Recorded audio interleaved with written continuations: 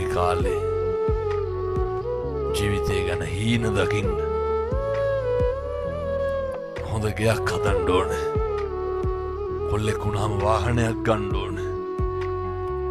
පුතේ මේ බ්‍රේස්ලට් එකක් චේන් එකක් හදා ගන්න ඕනේ.